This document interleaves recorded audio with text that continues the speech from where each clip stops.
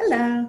Hello. Okay, I think we can go ahead and get started, and we'll let other people roll in as needed. We are also recording this session, so it will be available for viewing after Kate and Shannon have finished. So my name is Megan. I am the organizer of Give Local York, and I wanted to thank all of you for taking time out of your day to attend this Giving Groundwork session.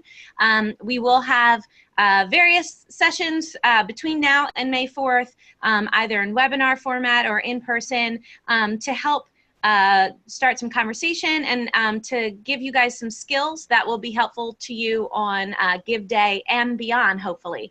And so today we are lucky to have our presenters. Kate Harmon is the Executive Director of the Parliament Arts Organization. And Shannon McElroy is the Marketing and Outreach Coordinator for Family First Health. So you are all in very capable and good hands. I will be here for moral support. I'll be along with you guys. I am going to turn my face off so you guys don't see this anymore. And I'll mute myself so you don't have to hear my voice. So I will turn it over to Kate and Shannon. And I will say thank you all so much and have fun. All right. So just a couple of housekeeping things to get started. We are going to place everyone on mute. Please feel free to use the chat box if you have any questions that come up as we're moving along. We're going to be checking constantly so we can address questions as they come up. There will also be time for questions at the end when we will unmute you and let you actually speak if you prefer to speak rather than chat. So, do we want to turn our faces off? Meg, can you turn our faces off? Turn our faces off. All right. Are we sharing up there? Okay. We are sharing. Okay, so getting started. Move this so you don't see that anymore. Oh, well, Hit the little guy on the tiny little one. On the left. Yeah. Oh. Just want to keep moving it. Sorry, guys. Technology. So we are starting at the very beginning. We know that some of you may be a little more advanced. Some of you don't have social media at all. So we are going to start where we can with those folks that are very, very brand new. So you can see there are a ton of different social medias out there. If you don't know what some of these icons are here, then look them up. There are thousands of social media sites at this point. But what we want to tell you is don't spread yourself too thin. Don't feel like you need to research all of these and jump on all of these. If you can get one social media site down right, then that is probably a really good start for you. And you want to choose one of the platforms that works for you. So we're going to talk mostly about 3 different platforms. The main ones that you have probably heard about: Twitter and Facebook. And then we're also going to talk a little bit about Instagram for those of you that might be able to use that a little bit better than some of the others. So... Oh, is this me? This is you. Mm-hmm. All right, so we're going to talk about setting up your Facebook and Twitter page. We're going to talk about how to post and schedule your content, how to pick the great content for whatever platform that you're using. For those of you who are familiar with some of the different platforms, Twitter is very different than Facebook, and Instagram is its own beast in general that focuses mostly on photos. So we'll talk about picking the right content for the right platform and common mistakes to avoid. Super. So everybody knows about Facebook. So that is where we are going to start. I would challenge you to, as we are kind of talking, feel free to bring up some of the sites, Facebook, Twitter, Instagram, and play around with it a little bit if you're not familiar as we're talking. Facebook is really very easy to set up because it literally will walk you through what you need to do.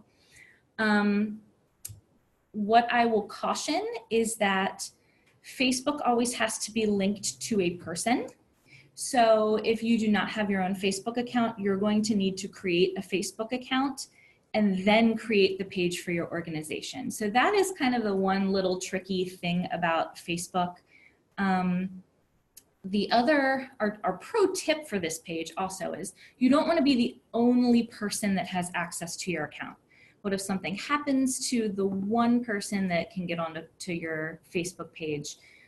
You want at least 2 people that can be administrators, and so you can back each other up if something happens to one person.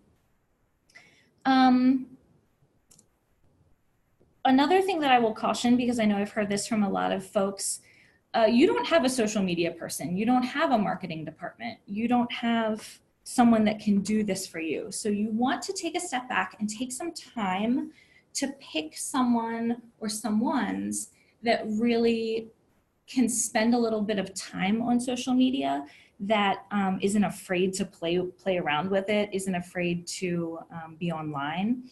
And also someone that really knows your brand, someone that is kind of comfortable talking about the organization, that is really maybe a good storyteller. We'll talk about that a little bit more as we go through. So picking your person is probably just as important as picking what you're going to throw up there on your social media. So pictures are incredibly important across all social media. When you go and set up on Facebook, they're going to ask for a cover picture and a profile picture. Don't pick random stuff. So yeah, that picture with the sunset and the quote from Gandhi is lovely and amazing, but does it really tell anybody anything about your organization?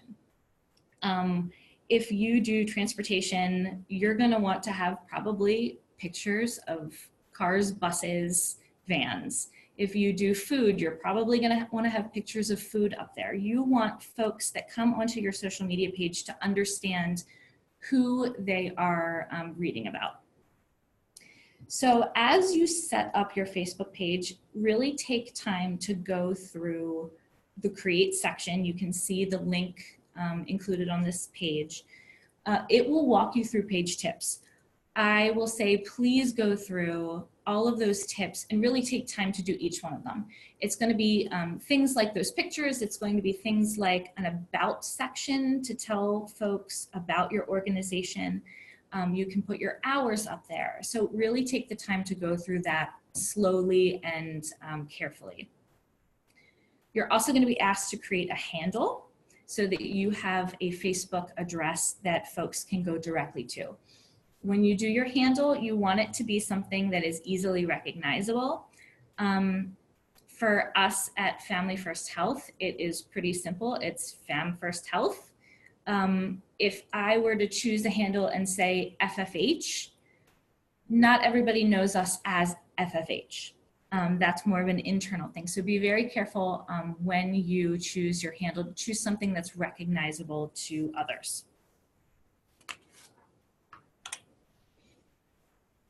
So once you get on, we're just going to talk about posting and scheduling really, really briefly. Facebook, again, I'm going to say makes it really simple. Here you can see just where you need to go on your page once you get all set up. You can either just publish it right away by clicking that blue button that says publish, or you can set up things to publish for months or even a full year. My pro tip for this one is I normally, when I set up for Family First Health, I will set up a month at a time. I will sit one whole day and I will come up with all the content that I want to post on Facebook for the whole month. So don't be afraid to work ahead and post things ahead, but I will also caution at the same time, as things happen in your organization, you want to remember if you have an event or you have something special and exciting that's happening, you want to post that day that it's happening. So normally what I schedule ahead will be things like education, or if I know that there are events coming up, I will post them ahead. But again, caution to post current things as well. And I think scheduling is also really important for what we're all looking for on Give Local York Big Give Day, because say you're running an event and you're going to have maybe you're a small organization with a couple people helping you, and all of your resources are going to be attached to that, you want to maybe go ahead and schedule your good morning. Don't forget today's Give Local. Here's the link. Please go and give. Remind people at lunchtime if there's a specific prize you want to try to win. You can go ahead and pre-schedule those things so that you are having fresh content while you might be running around during the day. Great. So wanted to talk a little bit about creating or adding an event. I know that we're not going to be able to control this for if we do get our goal of 200 organizations on, but as someone who also runs other events around town, we run into issues a lot where people create their own event. Like for an example, a beer festival that I'm involved with in February is called Hibernation. And oftentimes you'll go to search for it and maybe 4 other vendors have created their own Hibernation page. And maybe it's got the right time and date, but it's not going to have all of the go-to information that people are going to need that we're updating regularly. So if you create or you already have your Facebook page, we want you to go ahead and add Give Local York's Big Give Day to your page. You're not creating anything new. You're just basically, you're going to click the 3 dots and click add to page, and then you'll pick your organization, and then it will exist in the events for your organization. That's all you really have to do. But it puts the event that's already established for Give Local so that if they go to click it, like for example, again, like we've seen things where people go onto the wrong event and they're asking us questions about tickets or times and locations, and we don't see them because it's not our event and we can't answer them. So it's a way to kind of keep everybody on the same page so they're able to get the right information from the right people as they go. And if you want to do your own events, this is an example, kind of look at all the things that are already here. And these are all actually Give Local events. These are the nonprofit info sessions that we have created. But this is what popped up when I typed Give Local York into a search. So just imagine if 200 nonprofits sign up and they all make their own Give Local York, and then the pictures are going to be different and the information is going to be different. And if I'm some random person who's coming into this because I hear about it on the street on May 4th, I'm not going to be able to get to the right information that I need. So it's just kind of another example as to why we do this. But if you are hosting your own event, we want you to do that. Everybody, you know, I think Meg has said a lot of times, you're all responsible for your own hustle. So if you're doing something awesome, give it a name, add Give Local to it, but make it clear that it's not the main Give Local event. You'll want to do this if you've never created an event. You'll go to events on Facebook, choose public. You want to add your own photo or video at the top of the page. And then differentiate that name. So say I'm at the Parliament and I'm doing a Give Local happy hour. Call it that, Parliament's Give Local happy hour. Just please don't repeat Give Local York Big Give Day. And really tell them like what you're doing and why they should come to your event over all the other great things that are going to be happening. Set your date and time, and don't forget to add any pertinent info. Will it cost anything? Where will I park? People always want to know where to park. And yes, there are plenty of parking opportunities all around the city. So that's my example of Kate's super awesome Give Local event hosted by your organization. And if you are someone like me who manages quite a few social media pages, just make sure when you're adding events that you are, you'll be able to click the drop down and change which page or organization you're doing it from. So keep an eye on that as well. I really want to go to Kate's super awesome Give Local event. I'm just saying. Who wouldn't? Oh, this is also me. So Twitter. I said this to someone the other day and they kind of were caught off guard by it. But if you are not already on Twitter, just don't do it for Give Local. And I know it sounds harsh, but like Shannon said earlier, if you're brand new to social media, pick something and do it well. You don't want to be spread too thin. And I do think that Facebook is probably going to be the best platform for someone who is starting up something new. Twitter, for those of you who don't know much about it, it started as you only had 140 characters. It's a very fast-moving news feed where you follow people, they follow you, and you can see a lot of stuff going through. And it's just going to be too much to manage if you are not already on Twitter. And you don't want to spend time trying to build a following and then not use it right or not have the time for it, and you've lost some time. If you are on Twitter, please do use it on Give Local, the big Give Day. Use the hashtag Give Local York. Our suggestions are to continually share the link for people to donate, retweet people who do share your link, or they mention you, or they say, hey, I just donated, just to kind of keep the excitement about everything going on alive. There's a lot of volume and a lot of tweets, so keeping yourself relevant. And I do suggest to thank your donors. If they go on Twitter and they just said they donated and you follow them on Twitter, tag them as a shout out. That personal touch is really going to mean a lot to people as they're trying to figure out who they're giving to that day and why. So Instagram. Kate probably has a little bit more experience with Instagram, but we wanted to talk just a little bit about it because it's really important to use, especially when you have photos, because that's basically what it is. It's throwing up pictures. It could be really integral to the Give Local York Day, especially if you're having a separate event that day, to throw up pictures of what's happening around the office, where you are, if you're running around town, if you're getting donations. That's where you wanna put it, in addition to Facebook, if you're doing that as well. Right. And the photo is, I think we've been talking a lot about when we look at other counties and when they do give days like this, people like to give towards those cute and fuzzy things. So animals and kiddos. So if you're an organization with either of those and then you have people taking photos, Instagram is a great resource for you.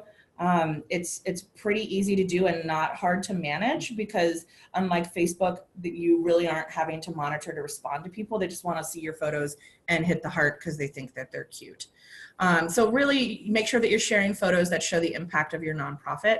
Don't forget to use the hashtag Give Local York, and Give Local York is also on Instagram as an account, so you can tag them in your photo, and really try to give people the feels and make them want to donate. The one thing that is slightly difficult with Instagram posts is that when you put a link in your photo caption, it's not clickable. So you'll want to make sure when you set up your profile that your donation link is there.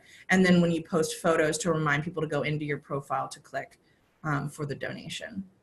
Instagram is a really good way to tell a story. So if, again, like Kate said, if you're playing with dogs and cats, if you have kids, people love that stuff. So tell a story with it. What is your organization doing with these folks? The more that you can get your clients and the people that you serve, or the animals that you serve out there, is really what's going to make people have all the feels. Right. Or say you're running around town dressed up. I think Girls on the Run told us in Lancaster that they all wear capes and they run around town. So just stop and taking selfies with people around as you're doing that, share those photos. Another thing I've seen done, and I've done in some organizations, is when you have people write down why they're giving or why they care about a cause, you could have someone taking pictures of those people. Instagram is a cool place to do that as well. You can add more than one photo at a time, and you can do short videos. I would caution, I do work with, or I've seen a lot of organizations that try to use Instagram, but their quality of photos are not that great. You do want them to be clear photos, but it is a little bit more forgiving than other sites, because you can play with the filters and it makes you look like you're a little bit more professional with your colors and everything. So you think you're interested and you're not an Instagram user, it's pretty easy to set up. You just go to the main website, it's instagram.com. I believe you can also do it through the mobile app. You'll add your profile picture, you'll fill out your profile. Again, really put that donation link or a link to your organization in that profile. Go out and follow others that you would like to follow you. I'm far more likely to follow someone back than I am to randomly go on and search for people. Take those lovely, impactful photos that make me have feels, and then play around filters to make them pop, and tag others in your photos. Some tips, there is an app, it's called Later. and you can schedule your posts. You can do it with Facebook as well, but I really use it for Instagram because Instagram's mobile app or desktop version doesn't allow you to schedule ahead. So you would still need to have Instagram and Later on your phone. But what it will do is it'll enable you to set up your photo and your caption, and then you'll get an alert on your phone that says, hey, it's time to post your scheduled post.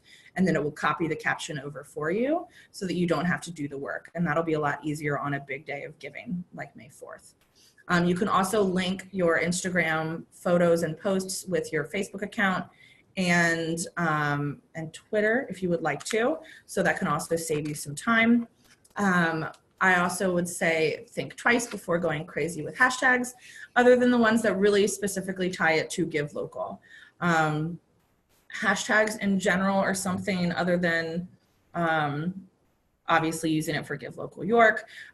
Don't just randomly start throwing hashtags in because it kind of dissuades people from using it. And it's very helpful for us to find what we're looking for. But like if like Meg was going in and looking for everybody posting about Give Local York, it's a great use of a hashtag. But wading through 15 hashtags that say wow and awesome and things like that, it's just not a good use of your time. And please do remember to fill out your profile with appropriate links and information so that people know they're at the right place when they get to you.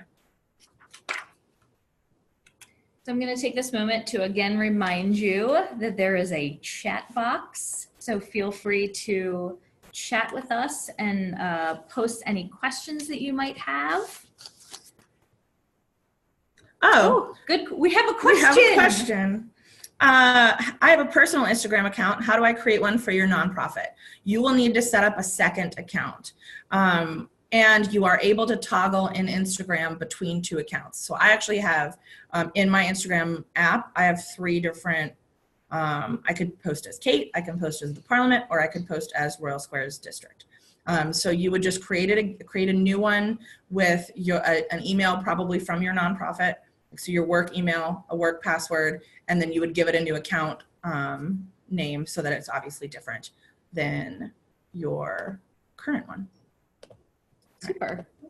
Thank you, Kate. No problem. So let's talk just a little bit more about hashtags, and then we'll talk about likes and follows as well.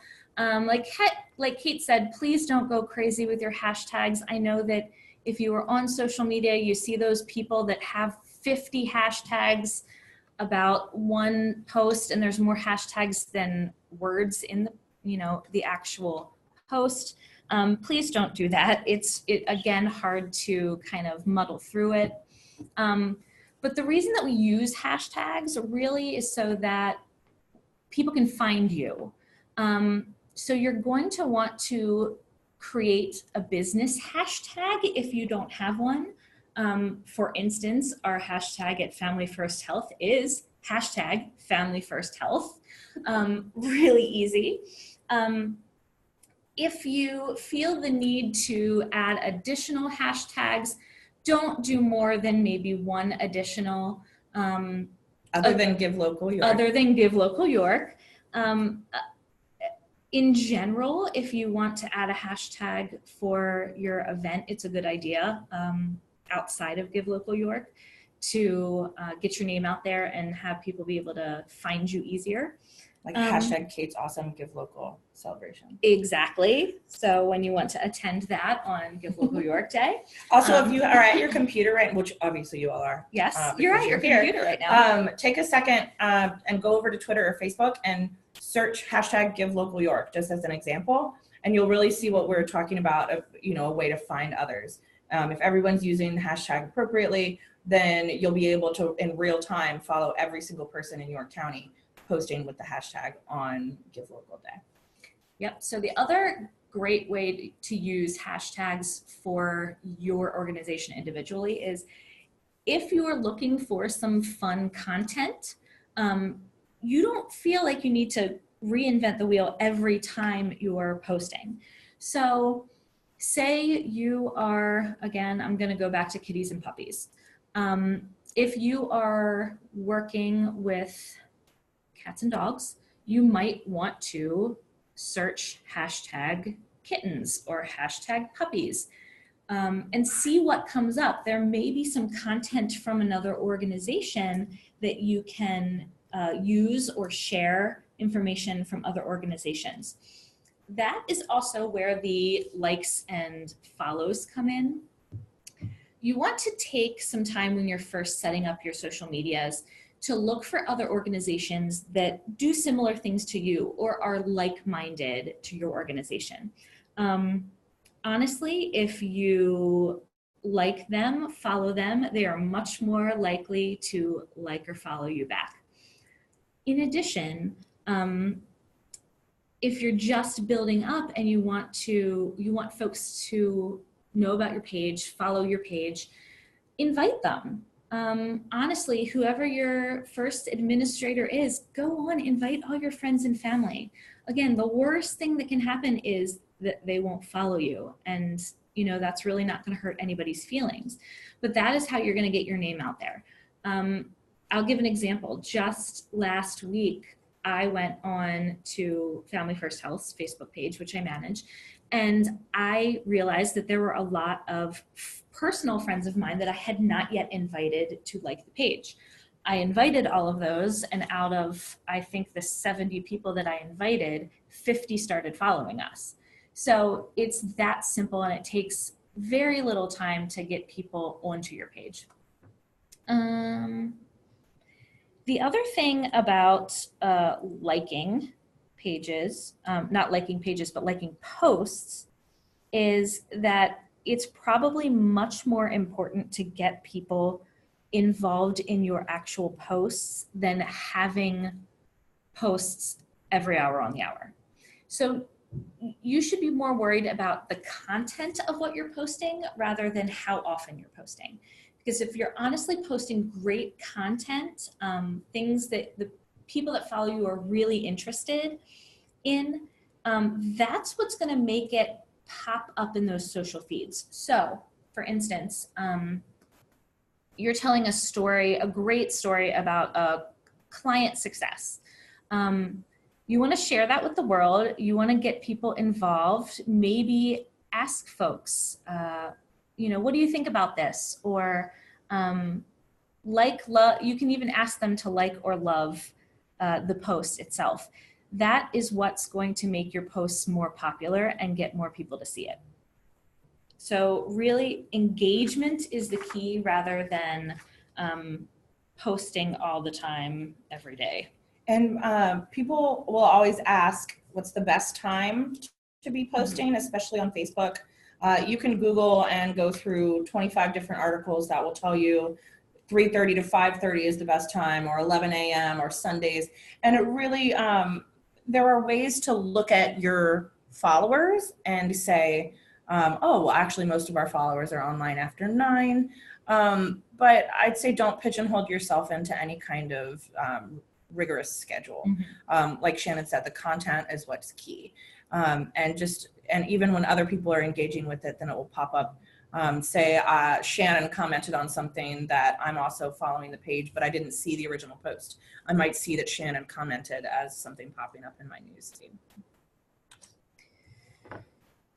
So I actually pulled some statistics for this to show you. So if you look at the bottom bullet, this is what's going to get people commenting. So if you're captioning, commenting, sharing, or liking posts, you can see pretty easily how that makes an impact. So honestly, if you look at this, share. Please share away, ask people to share. That's really how your information is going to get out there. And like I mentioned before, if you see something on another page that you think your clients, your staff, folks that are interested in your organization might like, share it. Don't reinvent that wheel. I also want to take a second to talk about branding. I know we mentioned earlier the fact that whoever you're going to have managing your social media really needs to kind of know the voice of your organization. But it might even behoove you to take a step back and really talk about what the voice of your organization is. Have that conversation before you just kind of go on and start doing things. This might mean getting some input from other employees. It might mean getting input from clients or stakeholders. You want to find out what they want to hear. You don't just want to kind of start throwing things up there, hoping something that'll hit. Know that audience, and also keep in mind what audience is on what platform. So kind of the general rule of thumb right now, for Facebook, the folks that are on Facebook pages are family, their friends, their clients. It's really kind of all ages. Twitter itself tends to be more stakeholders, businesses, some client interaction, but it's typically younger clients and younger folks that might be involved in Twitter. So if you are an agency that is working with a younger subset of individuals, Twitter may work better for you. But overall, Facebook right now kind of has the most bang for your buck as far as who you're going to reach. The other thing I wanted to caution while we're talking about posting is media releases. If you don't want to be throwing up pictures of your clients if they don't want their picture on Facebook. So typically what we do, it's just another little pro tip. If you're out and about and you want to take pictures of events, we try to take pictures of the backs of people's heads where you can't really see them.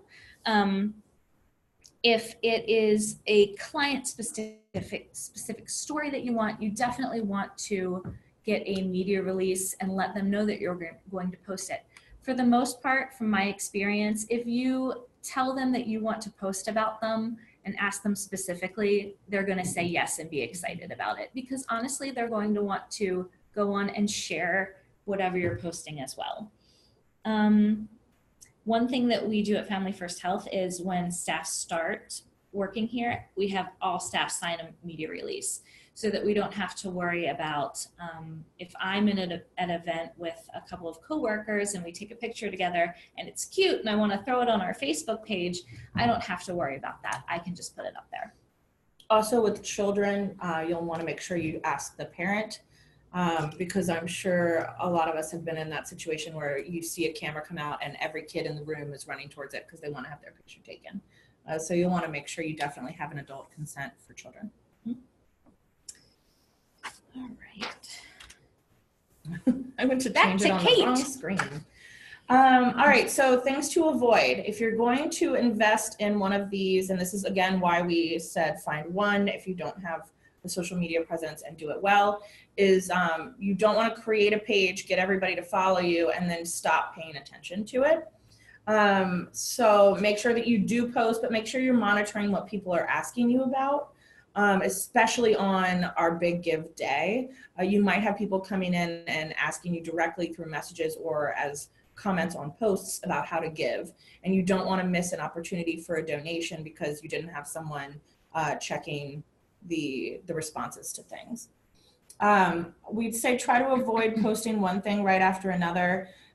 Sure, if it's happening and it's really important or it's super cute and it needs to go up right away, there can be excuses. You could get away with it, but the one thing you don't want to do is flood everybody's news feed with post after post after post after post, because they will probably then hide you from their news feed because they don't want to see that much of it. So space them out because there's a better chance for engagement there. Also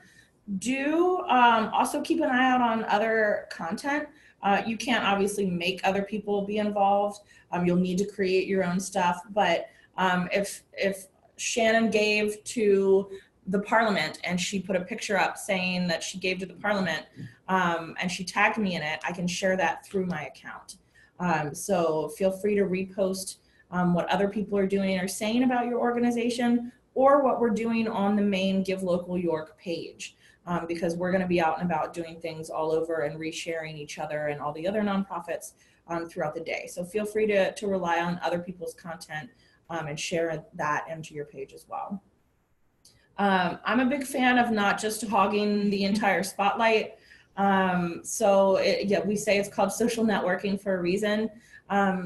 Thank people who are supporters of yours and donors. Share events from other agencies, share the good work of other nonprofits and people that are like you or different than you. It will also probably make them far more likely to share what you're doing and maybe get you out in front of a network that you don't necessarily have access to. Keep an eye out on if you're having things where you're posting comments and questions and asking people for stuff and they're not answering, it's okay to try something new. With a new page, I always try to, when I start working with clients for other things, try a lot of different things. Maybe we do a caption this photo. Maybe we do direct questions. Maybe we just post sales. Find out what works best to get your customers engaged and be willing to try different things. There are obviously going to be certain pieces of information that you'll need to point out. Don't be surprised if people don't interact on the basic information comments. Having come from newspapers, people don't necessarily like to read the important things that they need to know about their lives, but you still need to tell them about it. And try to, you don't need to be trying to find one catch-all that this post is going to be really awesome for every single person who's going to come across your page. It's okay to post something that you know is only going to appeal to certain parts of your network itself.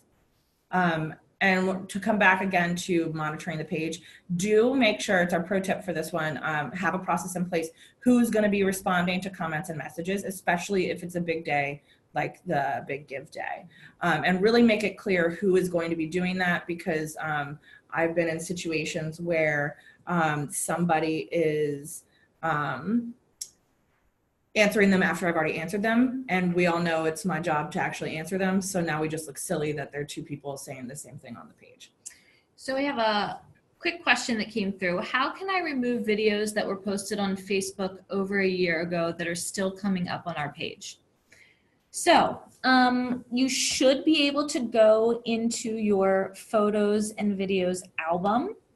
If it's your organization, there should be up in the corner of a picture, usually the top right, it will, you can click and it will ask if you wanted to delete it or reschedule it. If it is not your video, it is a little bit more difficult to delete. Now, I will also caution that if it's been out there for a year, it's out there.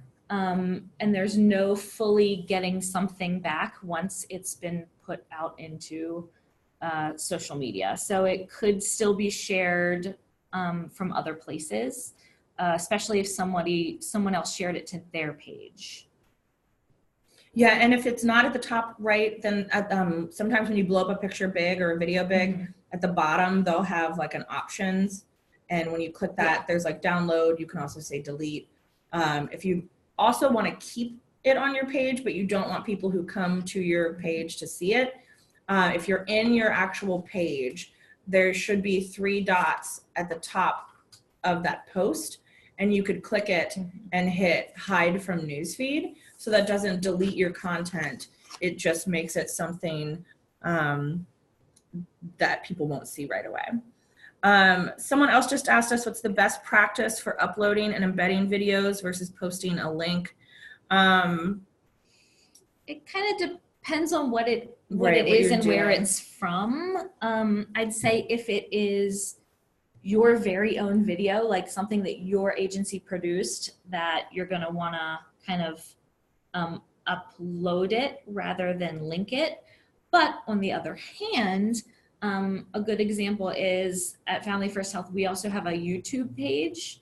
So if we wanted to say, send more people to our YouTube page to see more of our videos and not just that one, then I might link it instead. So it really does depend on kind of what ownership of the video and what you want to do with it, what you want out of it. Another thing related to videos, make sure that you are not doing vertical video. Oh, that's a good one. Vertical video is bad. Don't do it. And so if you're live on Facebook, which our big give day is actually a great day for you to go live on Facebook, which you can do through your page. You want to just keep an eye on what it's looking like. So say I've got my phone up, maybe Shannon will take a look to make sure that it's good. And if it is vertical, don't feel bad about just turning it so that halfway through or a few seconds in, your camera changes and it's fine. Another thing with video, especially if you're doing it from your phone, you'll want to be pretty close to what you're shooting because sound is difficult the further away you are. And like my friend Eileen Joyce, who has been a photographer for years, will always say, zoom in with your feet. Don't just zoom in with your camera. That'll ruin the pixelation there. I'm doing hand gestures while I'm doing this. So just walk closer to people instead of trying to mess around with the photos. I hope that answered. I hope that was helpful. So What's next? What's next is more questions. So we've kind of, more questions. How do you do links? Like a Facebook link? Debbie, let us know. Sorry, we can, if it's easier, we can actually unmute. There we go. Okay, so links, all right, so Twitter, I'm going to start with Twitter because it's easiest. If you're on Twitter, you're just going to copy and paste the link right into the post. I would always say put the link towards the end of the post. So say, check out this great article on the, and then link, and post it that way. When you're in Facebook, when you go to create a new post and you want to add a link, what you should do is paste the link into the post and then wait a minute. And it'll create a preview of that link. So say it's a New York Times article that's got a photo. It'll create this prettier little block that'll sit under your post that has a photo, a headline, and a little bit of the story. Then once that preview pops up, you can delete the link in the post and then type whatever you would like to type as your lead in to the link and why people should click. And again, on Instagram, if you're using links, they're actually going to be more difficult because you can't actually click in the post itself. You're going to have to refer people back to your profile to do so. These are great questions. So we have about 15 minutes left. So we wanted to open up the floor. Yeah, the link to another question we just got is the link to Give Local is givelocalyork.com. I'm doubting myself now. Megan, if it's not, please yell at me. And it's .org.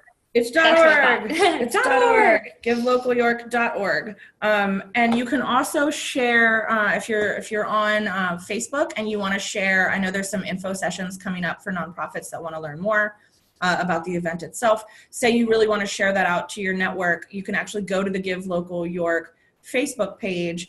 And then if you look at the post that you're interested in, at the bottom, there's a like, comment, or share. You can share it over to your page and it will give you the option to also say something about it in your own words while having then the preview of that original post. So feel free to share directly from Give Local's Facebook as well. So we have 15 minutes left. If anyone has any other questions, no question is silly or stupid, especially if you're just getting started with this. We've covered a lot in a very short amount of time. If you want to put any questions in the chat box, we can also unmute. To this one too. And another thing, our final slide, which we'll just let it sit on there. Yep. Actually, it's not our final slide, but that's our contact information. This is actually going to be posted online afterwards so that you can come back and access this at any time. With that is our contact information. Please don't hesitate to reach out if you have any questions. For me personally, email is best because I'm usually seeing it pretty quickly, and I'm more than willing to help out. We do have a couple questions about boosting on Facebook. I've seen a lot of really good reach increases by boosting posts on Facebook. So there are a couple different ways that you can put money into ads on Facebook. You can boost your page in general. I don't tend to do that or encourage other people to do it. You can pay for an ad that sits on the right of someone's newsfeed. But what I think would really benefit everyone here for the purpose of Give Local would be to boost specific posts that you think are really speaking to the truth of your nonprofit. Say you have that story where you know if you can get someone to look at it, then they're hooked. You can boost the individual post. And don't feel that you need to boost it for a significant amount of money. I know a lot of us were nonprofits. We don't have a lot of money to throw around for marketing. Even boosting it for $5, $10, $20 will really increase by the thousands the number of people that are seeing your post. This can be especially helpful for those of you that are absolutely brand new and don't have a lot of followers yet. So honestly, even putting like $5 into a boost with a story about your organization can really bring more people to that page. We have another question about LinkedIn. For those of you who aren't aware, it's more of a professional networking site. I don't use it super heavily, but I would say definitely if you have a personal, like keep people up to date of what you're doing with your organization. I think for me personally, what I've seen is that there are plenty, I know Family First has a LinkedIn company page, which I remember it was really fun to take control of that. But that people can go and see it, but they're actually more likely to see what they're following as a person. So instead of really, I want to see what Family First Health is up to, I'm more likely to see or pay more attention to what Shannon is posting. So if you're on LinkedIn, I say definitely just keep sharing your organization's work and information about Give Local through that avenue.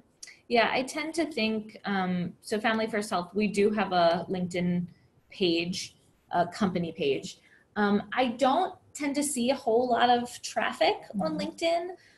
It, like Kate said, it's more for the individual users, and I feel like people tend to use it more as a networking and job finding than anything else. So don't feel like you have to be completely up to speed with your LinkedIn page if you have one. But again, like she said, just some of the important things are good to kind of throw up there. I tend to feel like what we use our LinkedIn for is we post blog posts that we have on our website there. So if there are people that are interested in joining us as a staff person, they can kind of get an idea of the culture of our organization before they interview. So I feel like it's less social networking like some of the other social networks are, and more job finding, if that makes sense. Any other questions? Do we want to unmute it for everyone for just a minute? We'll see. Maybe not. Either way, if you don't want to ask today, or maybe you an hour from now or 5 days from now are immediately thinking about something that you'd like to ask us, please don't hesitate to reach out. Like Shannon said, no question is a stupid question. And when you're picking up something, especially if you're going to be creating something new, there are a lot of things that you could miss. So really follow those page tips. Facebook has very much changed since when I started on it. And it will walk you through. You're only like the fourth of the way through. You got to add a profile picture. Now you need to add your times. Now you need to add, et cetera, et cetera. So it will tell you what it thinks you need to finish to make your page its best. To make it very easy. So I know Kate said that she's better by email. I am also better by email. I am, if anybody needs any one-on-one time, please give us a call. I know I'm available evenings, which is usually better for some people. So if you need a walkthrough, we are happy to help. And word on the street is that the official application will be made available very early February, so keep your eye out. If you want to pre-register, please go to givelocalyorick.org/participate, and keep an eye out for that official application. We're pretty excited for this year. Matthew Davis, you're going to be muted on the chat. Also, in addition to what Shannon said, she's available evenings. I'm actually pretty centrally located at work downtown, so I know a lot of times you might be working on something and all of a sudden you get stuck and you need a hand. I'm pretty close to, I'm in Royal Square, so if you need someone to pop by, feel free to reach out. Hi, Mag, I see your face. Hi. I just wanted to pop back in and say thank you so much to you ladies for giving us your time today, and to also all of the attendees, except for Matthew Davis, for being a part of this, and for the great questions, and just for being engaged and really wanting to be a part of this event and learn all you can, and to make Give Day a success. So thank you guys so much. And again, this is being recorded, so we'll make this available after we finish up here. So you can feel free to share it with anyone that you know wasn't able to log on today. And if you want to check back in as a refresher, the video will be here in perpetuity. Hooray. Okay. Hopefully it includes our dancing at the beginning. Yeah. All right. Thank you all so much.